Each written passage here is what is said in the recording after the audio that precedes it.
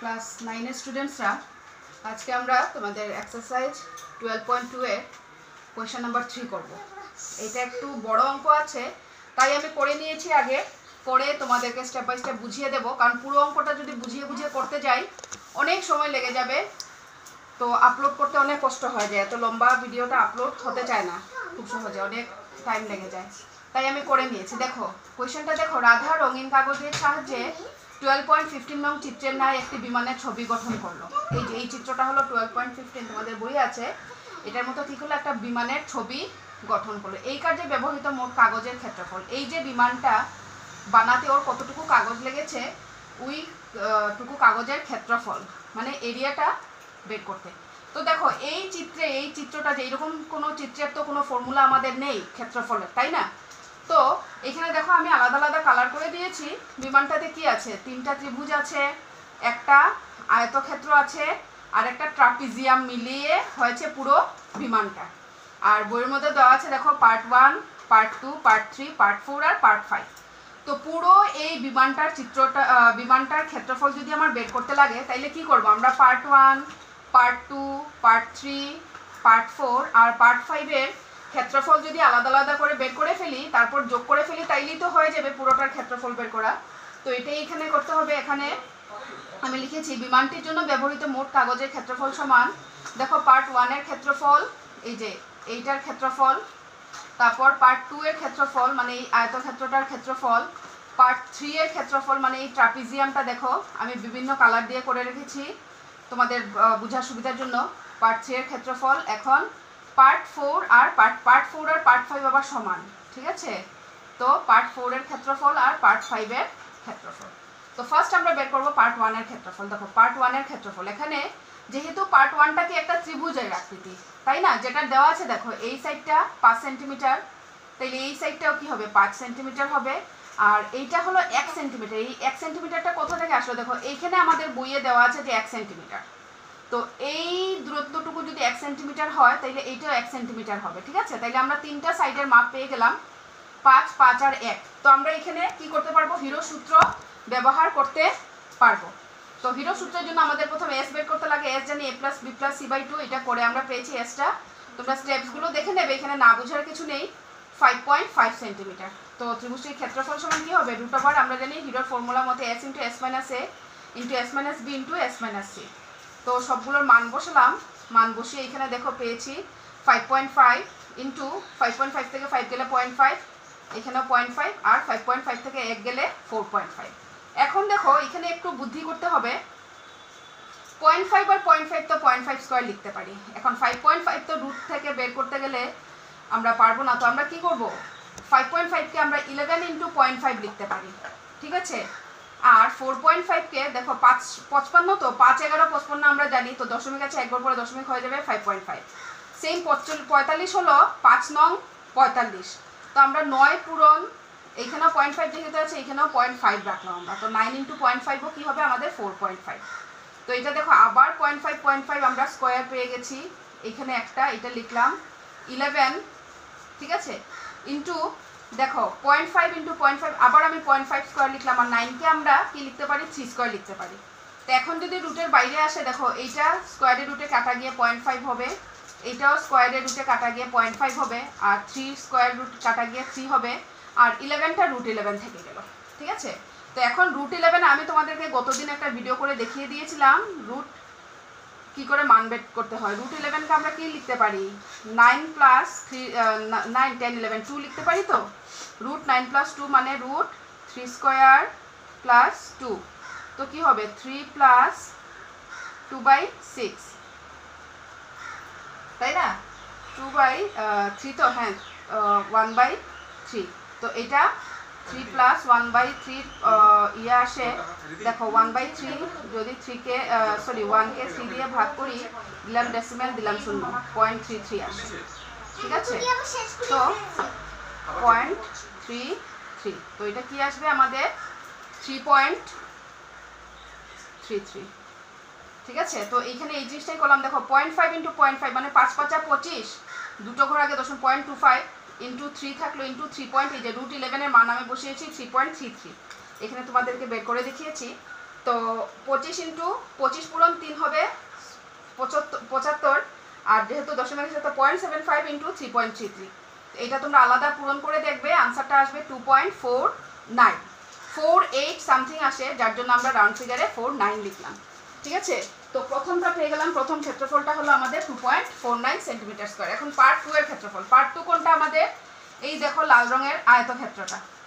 তো আয়তক্ষেত্রের কালি এখানে সবগুলোতে যে হিরোর ফর্মুলা ইউজ করতে লাগবে কোনো কথা না, যেখানে যেটা সুবিধা হবে। আমাদের মুদ্রা কথা হলো আমরা ক্ষেত্রফল বের করতে লাগবে, সবগুলো ফিগারের ক্ষেত্রফল বের করতে লাগবে। তো এখানে আয়তক্ষেত্র যেহেতু, দেখো আয়তক্ষেত্রটার এই দেখো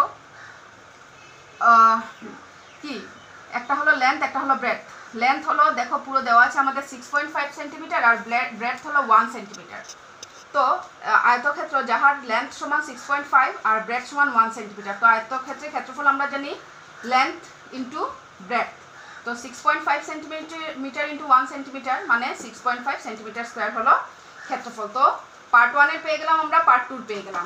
এখন আসবো আমরা পার্ট 3, যেটা একটু ক্লামজি আছে, এইটাই একটু মানে ঝামেলা আছে, বাকিগুলো তো সোজা। দেখো ট্রাপিজিয়ামের ক্ষেত্রফল এখন বের করতে হবে। ঠিক আছে, তো ট্রাপিজিয়ামের ক্ষেত্রফলের ফর্মুলা হলো, এটা হিরোরও কোনো সূত্র নেই, হিরোর সূত্র ব্যবহার করতে গেলে এখানে আমাদের কর্ণ আঁকতে হবে, যেগুলো আমরা মাপ পাবো না।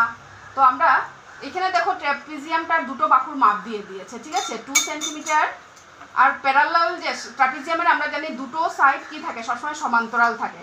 তো সমান্তরালগুলোর মাপ দিয়েছে, দেখো এটা 1 সেন্টিমিটার, এটাও 1 সেন্টিমিটার, এই দিকেও দিয়ে দিয়েছে এটা 1 সেন্টিমিটার, এটাও 1 সেন্টিমিটার মাপ। ঠিক আছে, এখন দেখো এই ট্রাপিজিয়ামটাকে আমি এইখানে এঁকে ফেললাম ছোট্ট করে।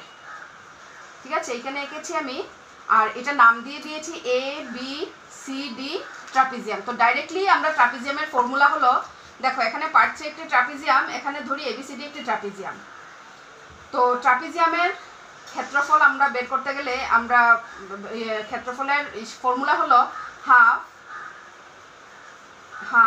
ইন্টু সমান্তরাল সাইড দুটোর যোগফল ইন্টু উচ্চতা, এইটাই হলো ট্রাপিজিয়ামের ক্ষেত্রফল। ঠিক আছে, হাফ ইন্টু উচ্চতা ইন্টু সমান্তরাল বাহু দুটোর যোগফল। তো আমরা সমান্তরাল বাহু দুটার তো মাপ আমাদের কাছে আছে, কিন্তু এইটার উচ্চতার মাপ আমাদের কাছে নেই। তো আমাদের ফার্স্ট কাজ হলো এই ট্রাপিজিয়ামটার উচ্চতাটার মাপ আমরা বের করতে লাগবে। ওইটার জন্য আমাদের একটা অঙ্কন করতে হবে ছোট্ট। কি করেছি আমরা? ডিসি প্যারালাল টু এই অঙ্কন করেছি। এই যে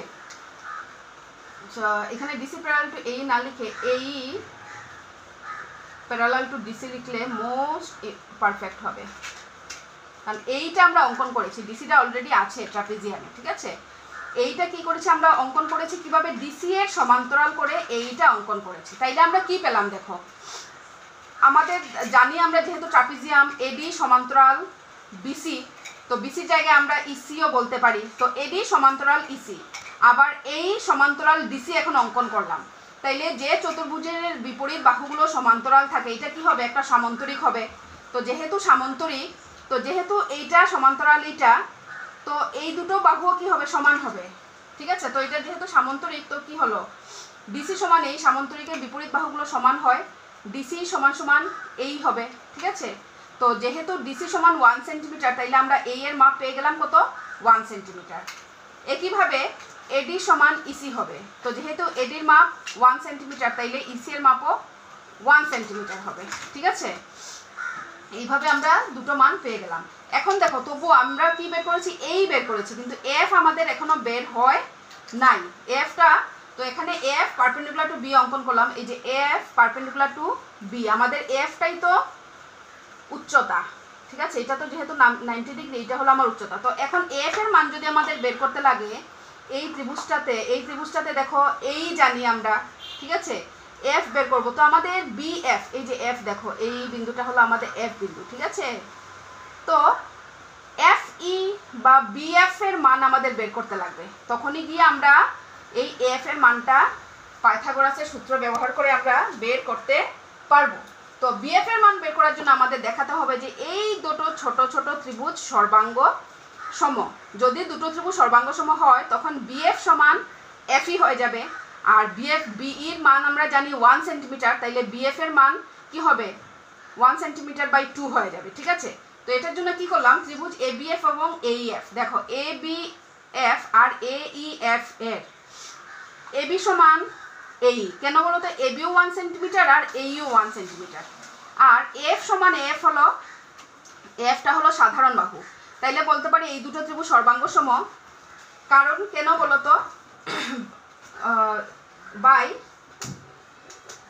RHS, মনে আছে তোমাদের সমকোণ, অতিভুজ আর একটি বাহু সূত্রটা, একটা সমকোণী ত্রিভুজের যদি অতিভুজ আর যে কোনো একটা বাহু সমান হয়ে যায় তখন ত্রিভুজ দুটো সর্বাঙ্গসম হয়, এই সূত্রটাই আমরা এখানে ইউজ করেছি। ঠিক আছে, তো আমরা কি বলতে পারি, যেহেতু এই দুটো ত্রিভুজ আমরা সর্বাঙ্গসম দেখিয়েছি, অতএব BF সমান FE, অতএব BF সমান FE, কেন বাই তোমরা লিখবে CP CT, corresponding parts of congruent triangles। তো যেহেতু BF সমান FE, আবার আমরা জানি BE সমান 1 সেন্টিমিটার, আগেই আমরা বের করে রেখেছিলাম BE সমান 1 সেন্টিমিটার, তাইলে অর্ধেক সমান কি হবে, 1/2 মানে 0.5 সেন্টিমিটার। তো আমরা কি পেলাম, BF সমান পেলাম আমরা 0.5, এটা কতটুকু পেলাম, 0.5 সেন্টিমিটার। তাইলে দেখো এখন এই যে আমি ছোট্ট করে এখানে আঁকছি এই ত্রিভুজটা, এই হলো যেমন A B আর F, এই ত্রিভুজটা এখানে আঁকলাম। তো এইটা আমরা বের করব, আমরা এটা জানি AB কত 1 সেন্টিমিটার আর BF কত এখন পেলাম 0.5 সেন্টিমিটার, তাহলে এইটা হলো সমকোণ। তো আমরা এখানে কি করতে পারি, পিথাগোরাসের সূত্র ব্যবহার করতে পারি, কি অতিভুজ স্কয়ার সমান দুটো বাহু, একটা বাহু স্কয়ার যোগ আর একটা বাহু স্কয়ার। তো এইটা এখানে করব, দেখো তার মানে কি হবে, B স্কয়ার সমান এখানে কি হবে, B বা AB স্কয়ার সমান কি হবে, BF স্কয়ার যোগ AF স্কয়ার, তাই না? আর আমাদের লাগে তো F, ইমপ্লাইজ AF স্কয়ার সমান কি হবে, AB স্কয়ার, এটা যদি ওইদিকে যায় মাইনাস BF স্কয়ার।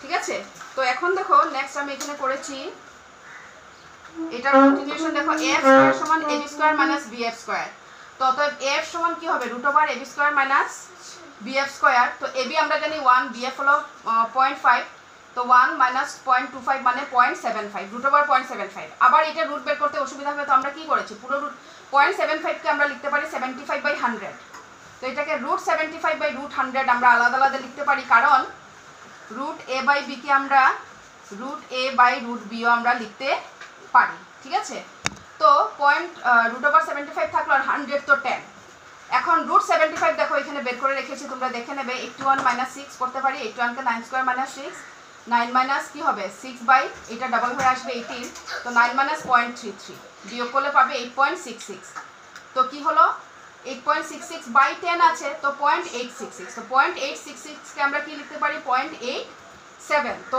F বের হলো। দেখো এই চিত্রটাতে তোমরা ভালো করে দেখো, এই যে AF বেরিয়েছে, তার মানে এই যে ABCD ট্রাপিজিয়ামটার উচ্চতা আমরা পেয়ে গেছি।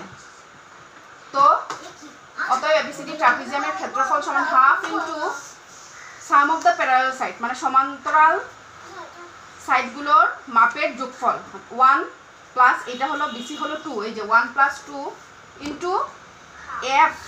ঠিক আছে, F হলো 0.87, তো হাফ ইনটু 1 + 2 হলো 3 ইনটু 0.87, এটা তোমরা করে দেখবে, আমাদের আসবে 1.3 সেন্টিমিটার স্কয়ার। ঠিক আছে, তো কি হলো, পার্ট 3টারও এরিয়া বেরিয়ে গেল, এখন আমাদের বাকি রইল পার্ট 4 আর পার্ট 5 এর এরিয়া। দেখো পার্ট 4 আর পার্ট 5, এখন দেখো পার্ট 4 আর পার্ট 5 সমান, কারণ এইদিকেও 6 সেন্টিমিটার, এইদিকেও 6 সেন্টিমিটার, এইখানে 1.5 হলে এইটাও 1.5 হবে, তো এরিয়া সমান হবে। তো আমরা পার্ট 4 এর বের করলে একই রকম পার্ট 5 এক সেম আমরা লিখে ফেলতে পারবো। এখন পার্ট 4টা দেখো একটা সমকোণী ত্রিভুজ, কিন্তু এইটা হলো সমকোণ, এইটা হলো সমকোণ, পার্ট 4টা যেহেতু সমকোণী ত্রিভুজ, তো এটা যদি সমকোণ হয়, এটা হলো ভূমি, এটা হলো উচ্চতা, তো একটা সমকোণী ত্রিভুজের কি, দেখো পার্ট 4 একটি সমকোণী ত্রিভুজ যাহার ভূমি হলো 6 সেন্টিমিটার আর উচ্চতা হলো 1.5 সেন্টিমিটার, অতএব ক্ষেত্রফল সমান কি হবে, হাফ ইনটু ভূমি ইনটু উচ্চতা, হাফ ইনটু 6 ইনটু 1.5, তো দেখো 2 দিয়ে 6 কে কাটলে 3 ইনটু 1.5 মানে 4.5 সেন্টিমিটার স্কয়ার। তো অতএব পার্ট 5ও কী হবে, আর বের করতে লাগবে না, পার্ট 4 যেহেতু 4.5 হয়েছে, পার্ট 5ও কী হবে 4.5 সেন্টিমিটার স্কোয়ার। অতএব মোট কাগজটির ক্ষেত্রফল সমান কী হবে, 1 এর ক্ষেত্রফল যোগ 2 এর ক্ষেত্রফল যোগ 3 এর ক্ষেত্রফল যোগ 4 এর ক্ষেত্রফল যোগ 5 এর ক্ষেত্রফল।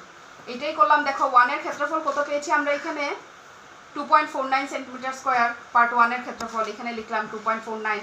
তারপর পার্ট 2 এর ক্ষেত্রফল কত পেয়েছি দেখো 6.5 সেন্টিমিটার স্কোয়ার, 2 এর 6.5। এখন 3 এর কত পেয়েছি, এই যে পার্ট 3 বের করে এখানে বের করে শেষ করলাম আমরা কত 1.3 সেন্টিমিটার স্কোয়ার, 1.3 সেন্টিমিটার স্কোয়ার। আর পার্ট 4 এর কত 4.5, পার্ট 5 এরও 4.5।